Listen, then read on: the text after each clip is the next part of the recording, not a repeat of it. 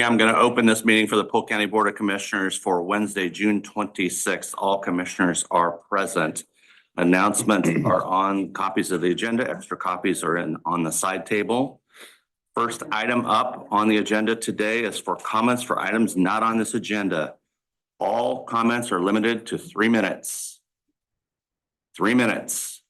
And I am going to cut you all off in 30 minutes because I have a very, very packed agenda here for year-end items that have to get done in this meeting.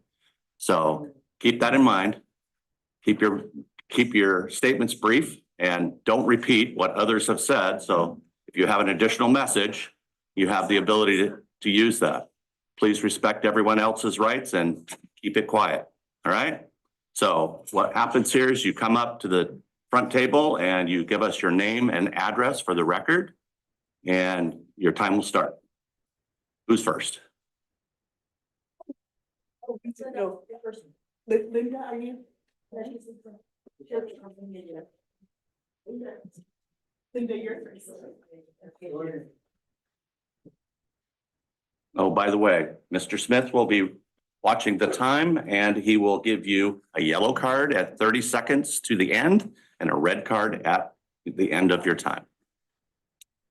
Yep, please.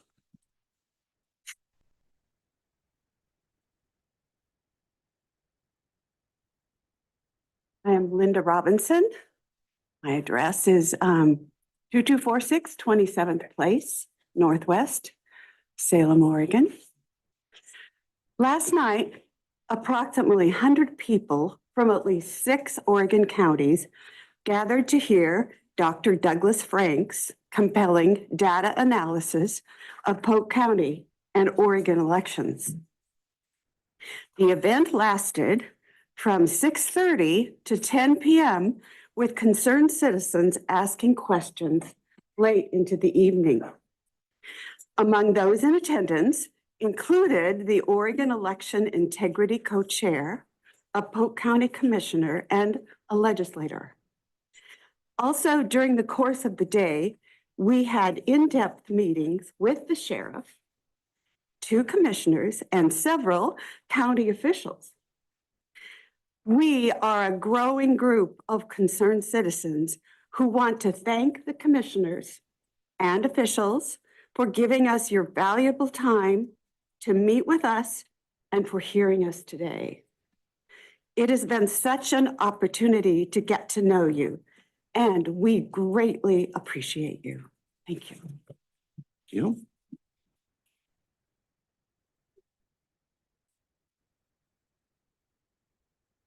Hello, my name is Carmen Saunders. My address is 2160 Banyonwood Avenue, Northwest Salem, Oregon. I'm very thankful to you today that we can present this time, so thank you very much. Dr. Frank has been graciously meeting with our team, and his data analysis has raised great concerns.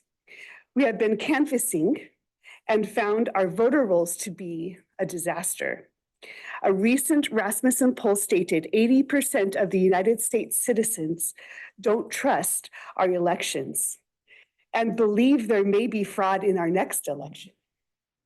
A shocking 101% of the voting age population in Polk County is currently registered to vote in our county. This is not right. Something is wrong, and we want to get to the bottom of the problem. We are a grassroots group of citizens who are following the strategy of Dr. Frank to restore our elections to local control. He is a national election expert working with 800 counties across our nation, and we are honored to have him here with us today. Dr. Frank is next. Can I give you one of these? Should I just hand these out myself? Yeah, Commissioners. Thank you. I should have brought more. We have more. We'll make sure. We have more. Yes. I'm Doug Frank. I'm the guy that spoke last night. I saw you were there as well, Commissioners. Thank you for coming. And I met with you yesterday. And as you, not you, but Mr. Gordon, thank you for having me here. I don't know if you noticed when you came in, there were a whole bunch of people out there, 50 people with flags. So obviously the citizens are awake here and alerted to what we're doing. I'm very excited. I don't think that that's going to get smaller. My experience around the country is that's going to grow larger and larger. And that's the intent. We want the community to become aware of the problems that are here. And we want them to bring those to you so that you can address the problems. And the key problem is that you're not in control of your elections. It's not that you have good people or bad people. In fact, everything I hear about your county election clerk, Kim, sounds like she's a great lady. So I'm not accusing anybody here of being evil. The problem isn't you. The problem is that the system you're using is centrally controlled by the state. So I'm urging you to divorce yourself from the state system and run your own elections. That's where I'm going. And that's not a trivial thing. It takes several steps to make that happen. So that's why I'm coaching the local teams on how to do that. And the steps I've learned around the country, we've had success in dozens of counties and towns around the country, teaching them how to do this and how to restore local control, because we trust our own local people more than we trust some faraway state system. So anyway, just the bullet points in my presentation. I've given you copies of some of the graphs that I presented in my presentation. And basically, I have to spend quite a bit of time describing them, which I don't have. But the bullet points are on that executive summary on the front. And basically, your voter rolls are growing faster than your population. There's a reason for that. And Carmen mentioned that you've got more people in your voter rolls than you even have voting age people. So that's obviously a problem. Judicial Watch has called your state on that issue as well. So it's not just me. The Polk County voter rolls and election turnouts are just like all the other counties, but Polk County is not like all the other counties. So how come the behavior that you see here is identical to what's around the rest of the state? That's suspicious. And the graphs show you how much that is the case. And the voter roll analysis I've done and provided to your local teams, I've taken 4 copies of your voter rolls from 4 different years and compiled them into one data set. And they show that your voter rolls are very dirty. You have dead voters, people that have moved away are still in the rolls. And all of that would be fine if our elections had integrity. But the fact that you mail ballots out to every active voter means that if you have dirty voter rolls, you're basically littering the pavement with ballots that can be used nefariously. So you need to clean up your voter rolls, but you're not going to be able to do that until you separate from the state system. That's the key problem. So anyway, the local canvassing efforts is confirming my statistical graphs. And these all taken all together, it provides compelling evidence that Polk County elections are being manipulated at the state level out of the control of the local officials. So I'm urging you to restore local control of your elections. And I think that's it. Thank you very much. I appreciate your time. Here, I have an extra one.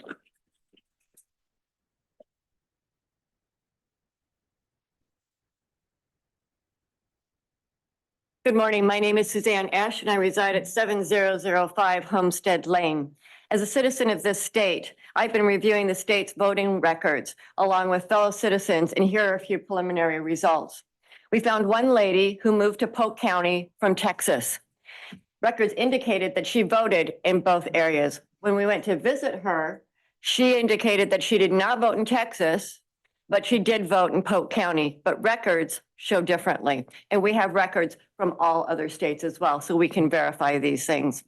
Now, one of the people I personally saw is a lady who lives in Independence, and she has 3 voter IDs.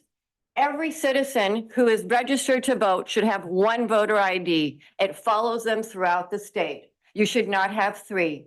Records also indicated that in 2 separate elections, she voted twice. When I visited this lady, her and her mother, I found that she was a mentally handicapped woman. She is able to understand, she is able to write and speak, but with difficulty, and her mother helps her in voting. They indicated that they received 1 ballot in the mail and took that ballot for her to the police station at the drop box there. They indicated they've been here for 25 years at that same residence. The voting record is the same name, the same date, the same birth year, and the very same address, all exactly alike. When I went back to the records to what's going on today, 2 of those records were removed and only 1 voter ID is in there. This kind of backs up what Dr. Frank has been talking about with people who get put on the voter roll and then immediately after an election, they get dropped. And some of your charts indicate that as well. This is of grave concern to citizens. We have a right to a secure and truthful election. And when our republic does not have that, and we don't have transparency, and we can't trust what the state is telling us, that is a huge problem, and it is disenfranchising the rest of the state. Thank you very much for listening. Appreciate your time.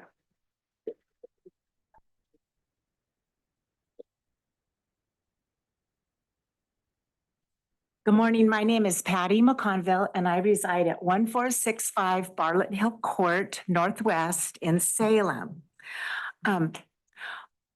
We are embarking on an investigation into our elections, and I'd like to provide you with 2 examples of what we have found so far that represent what Dr. Frank is speaking about. The first example is someone who I personally knew who passed away. Yet 1 year later, we found that a vote had been cast in his name on the voter rolls 1 year after he died. This is unacceptable. We cannot have dead people voting, right?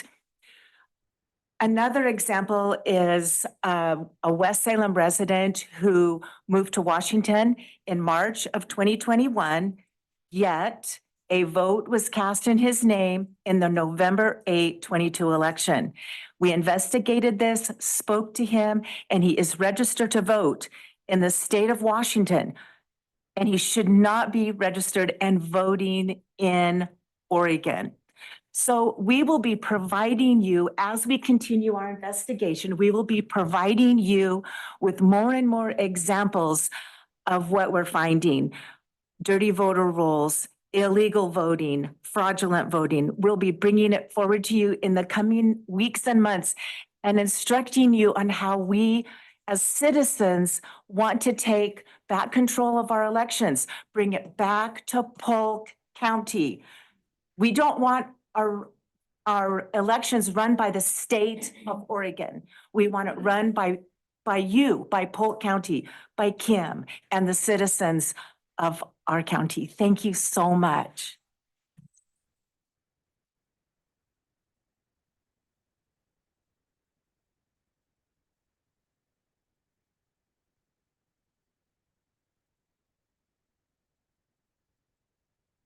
Good morning. I wanted to thank the commissioners that took the time yesterday to meet with us, and the sheriff spent an inordinate amount of time. My name is Paul Kenoby. I live in the remote village of Ballston, the other side of the universe. Wanted to address the issue, although I think that doing an excellent job here locally, there is one hesitation I have, and it's about the voting machine, the ES&S machine. Now, one of the laws that might be in question here about the use of it is that there's a lot of talk and speculation, even some court testimony, that machine possesses a modem and it's transmitting out through the internet. And if I'm not mistaken, that's illegal according to the National Voters' Rights Act, maybe some other federal laws. So I understand you're going to be adopting the budget today, which includes, I think it's $11,900 for the contract with the Ben firm, the subcontractor of ES&S.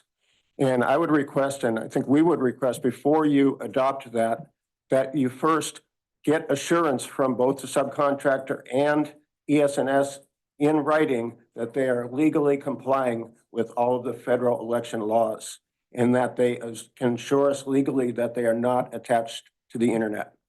Thank you.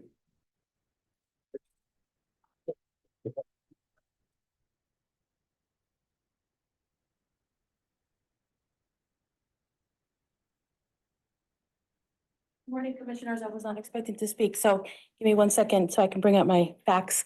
My name is Yanita Branan, and I live at 458 Eaglet in West Salem. And I just want to put it on the record that what our own Attorney General, Ellen Rosenblum, has said in an article. I will provide that article via email after the meeting. But in one of her quotes says, directly her quote, Even when systems are not directly connected to networks, they are vulnerable to attacks through physical or wireless access. That is from our own Oregon State Attorney General. That is scary. And as citizens, concerned citizens, we want to address this and we want to partner up with you guys to help us change that here in Polk County. Thank you.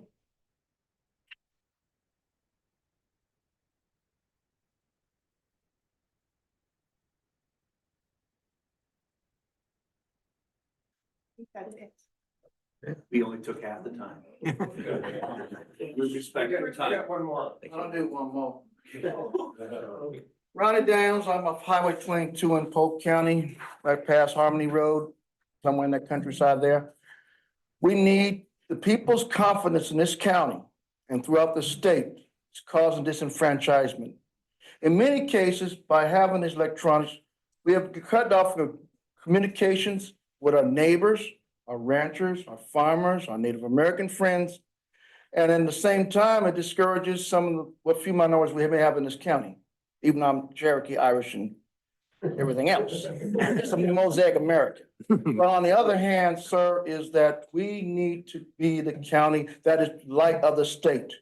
There's too many counties sit on their buttocks that's not listening. They don't care about it. They say, just go along and get along.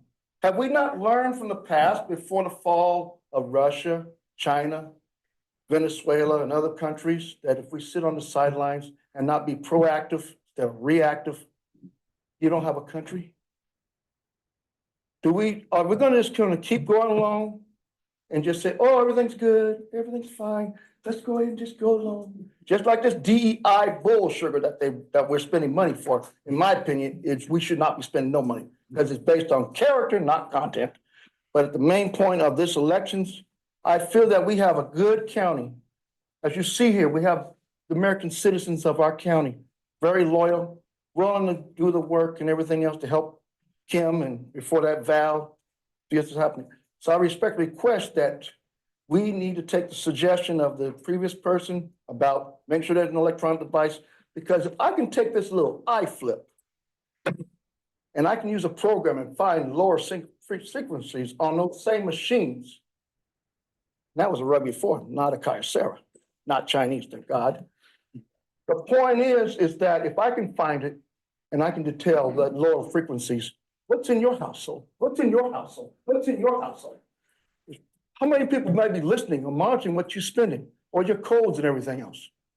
You got a breach of privacy that undermines our Fourth Amendment rights of legal search and seizure.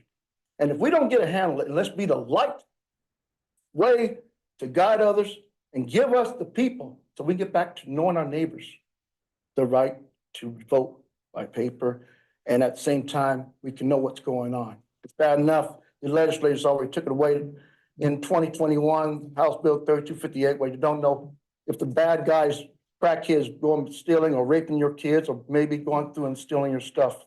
We need to get back to be a county that believe and back their play about law and order and election integrity. Thank you.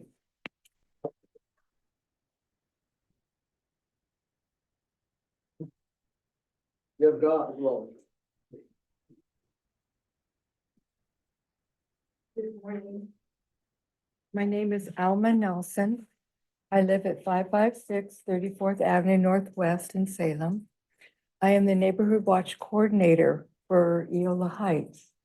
And as such, I represent some of them today in speaking to you about the fact that there is stuff going on that should not be going on when it comes to our voting. I came from a state, moved here 6 years ago because of the beauty of Oregon. I used to go through Oregon to visit my mother's family up in Bellingham, Washington. And it was one of those things where it was such a gorgeous state. Where we had anticipated retiring to was near Yosemite National Park because of the beauty there. But things have changed in California. We didn't want to be there. We get here and we find out how corrupt some of the things are that are going on within our political system here. And we're going, why did we move here? Why didn't we move to, golly gee, where? this electronic voting, I wish we'd go back to Amish voting, which is paper and pencil and 1 day of voting. If you guys could do something like that even, I mean, that's going beyond what Dr. Frank has given you and what others have said. Voting in person with ID that's valid and this motor voter stuff and registering every single person who may be coming into our country illegally at this point across borders is not helping those of us who want to make this our home for retirement or for raising kids. It just doesn't make sense to me to have things connected electronically that can be tampered with, and that's what we're seeing. So thank you for your time. Thank you for your courtesy in meeting with us today.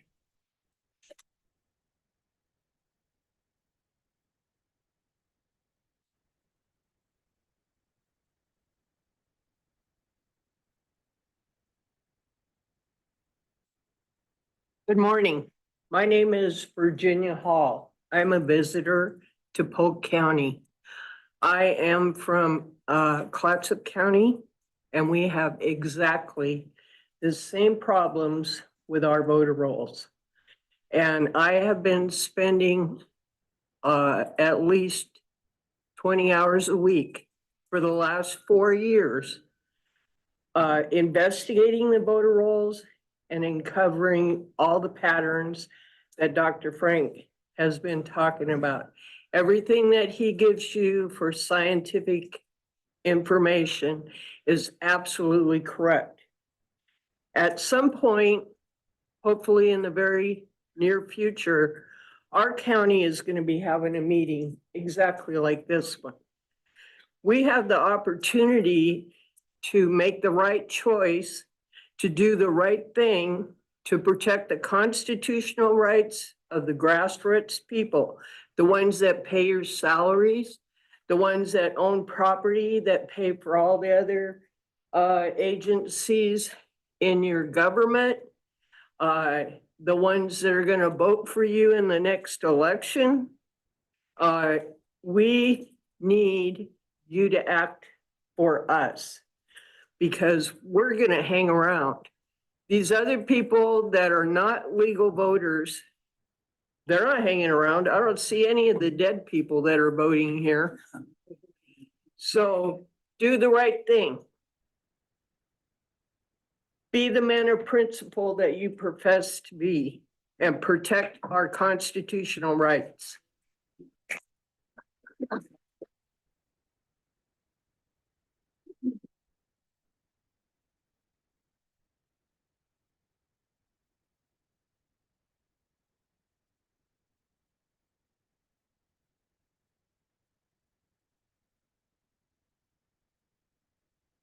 Hello, I'm Janice Dysinger, and I've been studying I've been an observer in Oregon since 2008, observing elections in Multnomah County, and then going to the legislature and working there, trying to improve election law. And I was very disappointed in 22 that the Secretary of State, Yanita Branan at that time, passed a directive, Executive Director 2022-4, that went beyond what the legislature had provided, which was for the local counties to be able to count their ballots independently by hand. And that's already provided for in our legislative law, which is the superior law on elections. And she said that, no, they were only going to allow to have electronic voting. And that's an administrative law, an inferior law. And she tried to also bring in your local DA to be able to force you to do that. But you have the right to provide for a defense for yourself and have the legislature come behind you and say, yes, we support you. We passed the law that says you can vote your ballots by hand here in your county. You can count them by hand. And that's out in the open where everybody can trust what's going on. If you want your elections to be called trustworthy and not have the people here say it's just a faulty election, then you can get behind your clerk and say, yes, you can count your ballots by hand, and we can all watch it. We can see that the election, this ballot, you can videotape it, and as the people count it, as they go along, and you'll know what your election is. And don't let the ballots come in late. That was another law that was passed, but you can support your county to have a one-day voting and count it by hand here in this county, and I urge you, please do that. Defend your election clerk to be able to do that so that the people can trust, and they'll support you because of that. Thank you. Janice, can Oh, my address is 32235 Southeast Pipeline Road in Gresham. I'm a state leader in election advocacy. Thank you.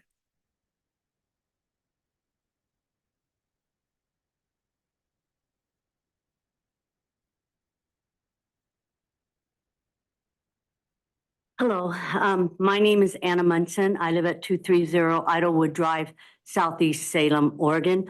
I recently ran for Marion County Clerk. The reason why I did that is because in 2023, I went to observe the legislature and testify or present public comment on different aspects of elections, because I work as an election worker in Marion County, and I have since 2016.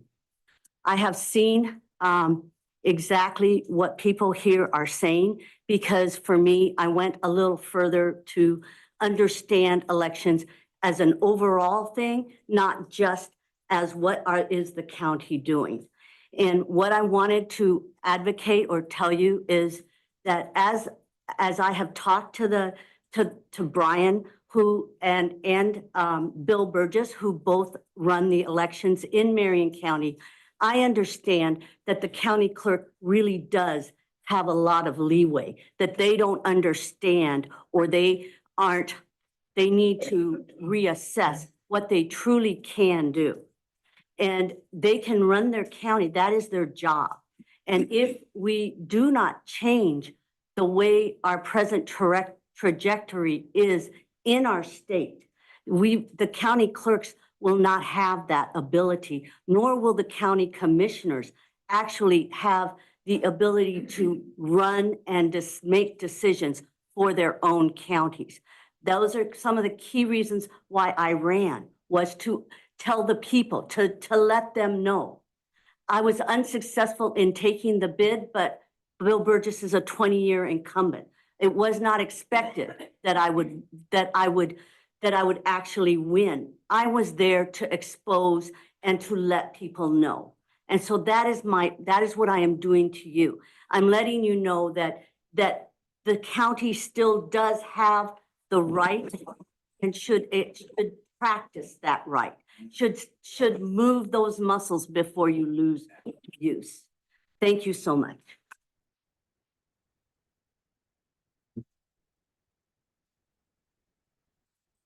take time for one more?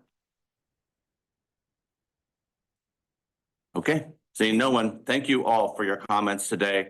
It's on the record, it's on YouTube. You can go watch it when it gets put up on the website. Share it widely with your friends and neighbors, family. Thank you all. Thank you very much. Absolutely.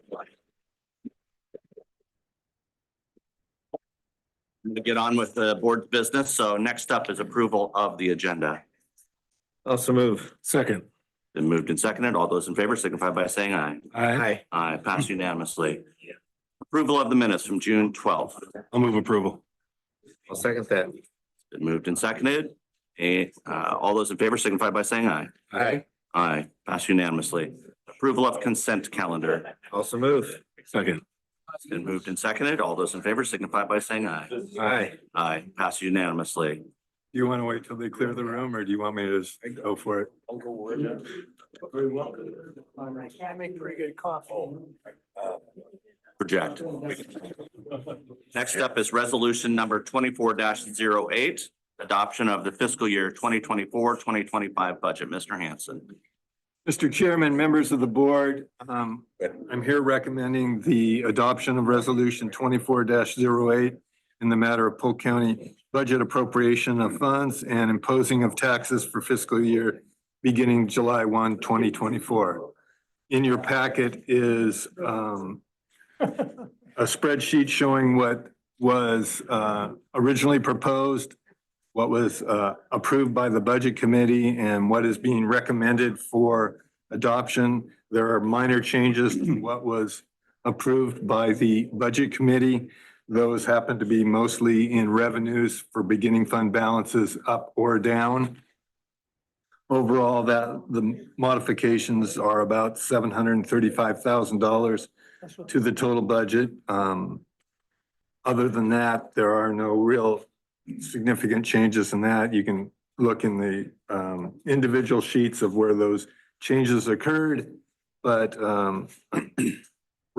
strongly recommending, so we can operate come July 1, resolution 24-08, which imposes the taxes as part of that resolution, which is 1.716 per thousand for our permanent rate and 49.5 cents for our public safety levy.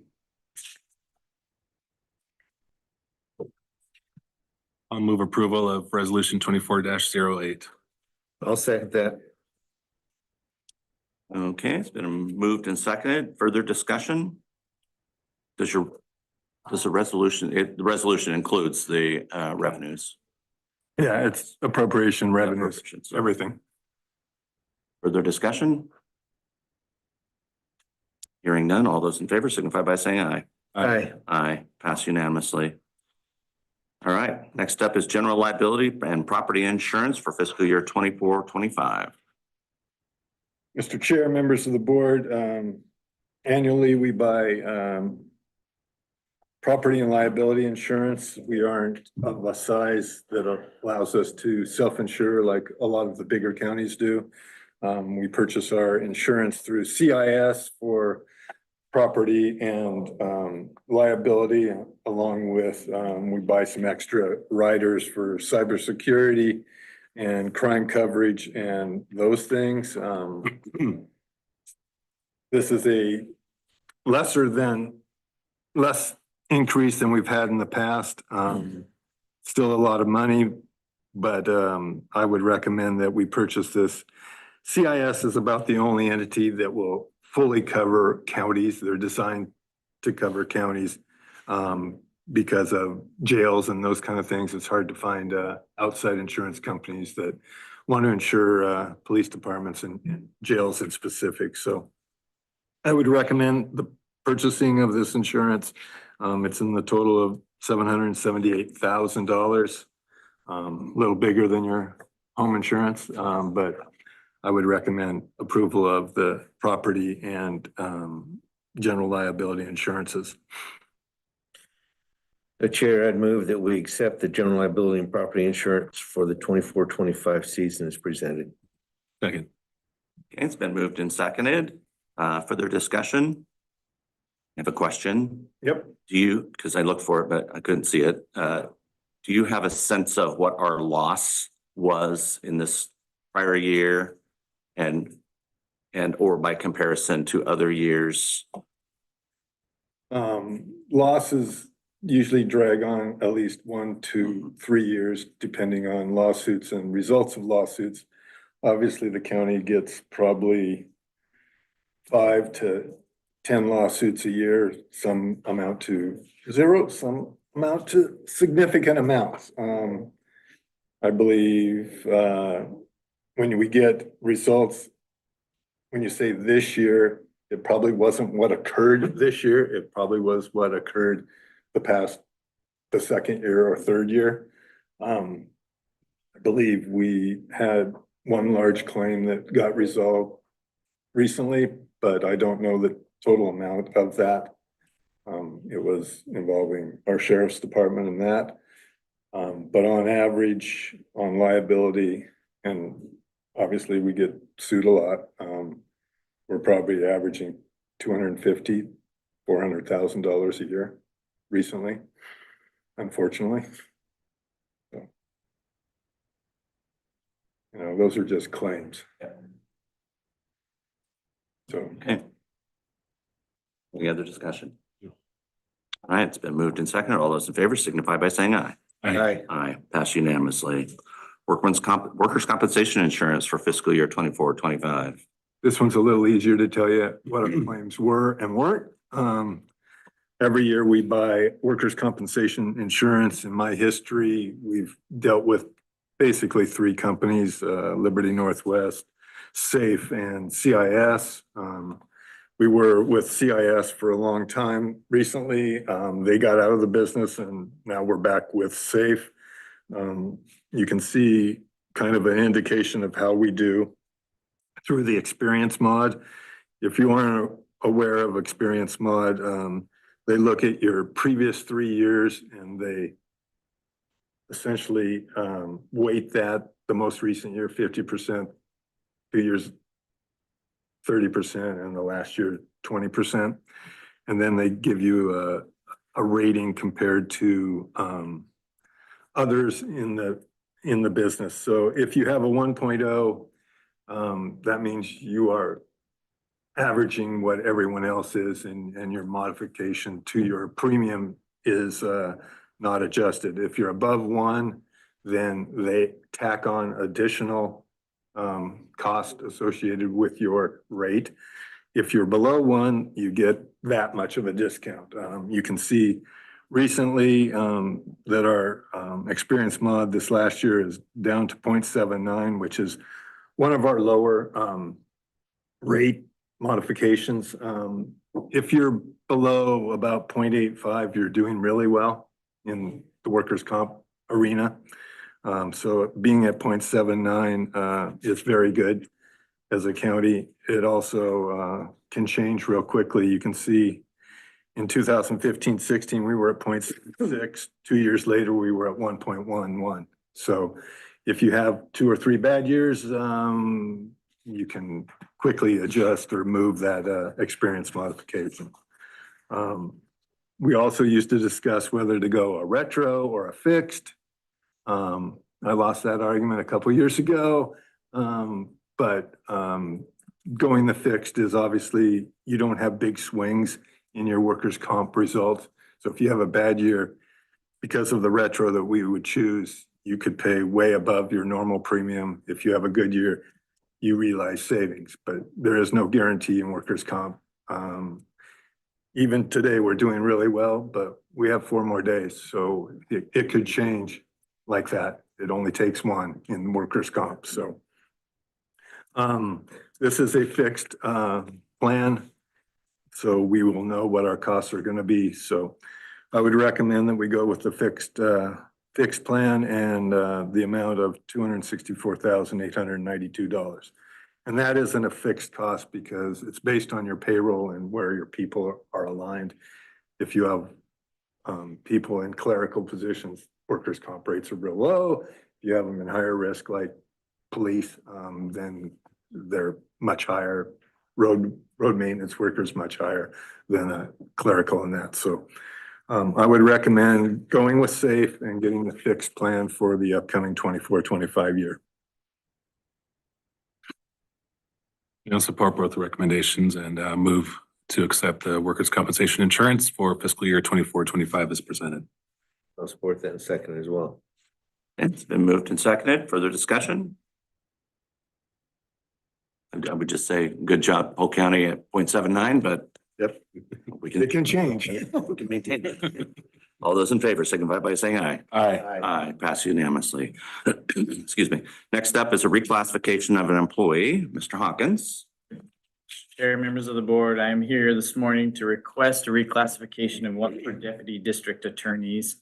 This is specifically for Connor Monson. Try to get that correct. He is currently a deputy district attorney 1. We are requesting that he be reclassified into the deputy district attorney 2 position because of the level of cases that he's taking on. It's a big benefit to the department to be allowed to give him more significant, serious cases, if you will, because we do have some young, new deputy DAs up there. If you approve this reclassification, it would be effective July 1st. The fiscal impact for the upcoming fiscal year for a full 12-month period would be approximately $5,000, which includes PERS contributions and benefits. I'm good with it. Good. Great, thank you.